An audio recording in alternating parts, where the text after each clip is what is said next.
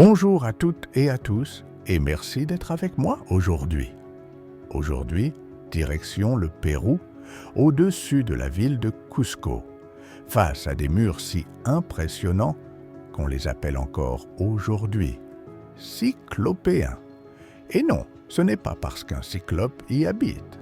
Enfin, normalement, le site s'appelle Sacsayhuaman et ce que vous allez entendre est bien réel. Devant nous, d'immenses murs en zigzag, composés de blocs de pierre gigantesques. Certains pèsent plus de 100 tonnes. Ils sont taillés avec une précision telle qu'on ne peut même pas glisser une feuille de papier entre deux pierres. Pas de mortier, pas de ciment, juste de la pierre parfaitement ajustée. Le problème ? Les Incas n'avaient ni roues, ni fer, ni outils modernes.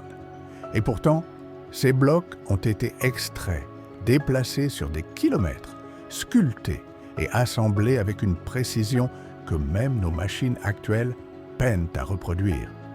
Les archéologues attribuent le site aux Incas du XVe siècle, mais même les chroniqueurs espagnols de l'époque étaient stupéfaits.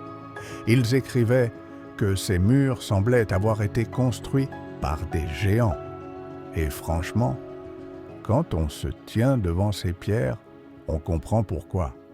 Chaque bloc est unique, avec des angles multiples, des formes irrégulières, et pourtant, tout s'emboîte parfaitement. Ce n'est pas de la maçonnerie classique. C'est un puzzle en 3 dimensions, version XXL. Alors, comment ont-ils fait ? Les hypothèses existent.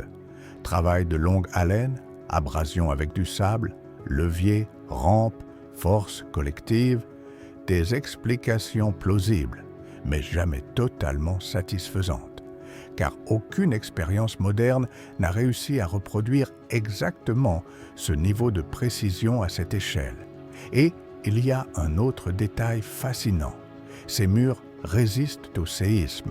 Quand la terre tremble, les pierres bougent légèrement, puis se remettent en place.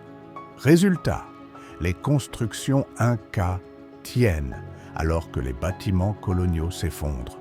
Un hasard ou une compréhension avancée de la pierre et de la nature? Sacsayhuaman n'était probablement pas une simple forteresse.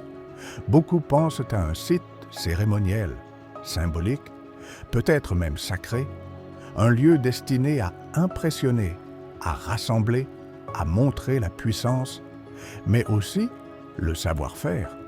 Et c'est là que le mystère persiste.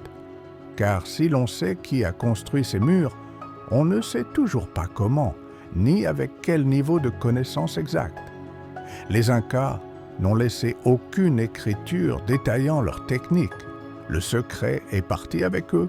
Aujourd'hui encore, ces pierres sont là, immobiles, silencieuses, comme si elles attendaient qu'on comprenne enfin comment elles ont été posées. Sacsayhuaman nous rappelle une chose essentielle. Le passé n'était pas primitif. Il était simplement différent et parfois beaucoup plus ingénieux qu'on ne l'imagine. Merci beaucoup d'avoir écouté cet épisode. Prenez soin de vous. Gardez votre curiosité bien solide, comme ces murs, et je vous dis à très bientôt pour un nouveau mystère archéologique.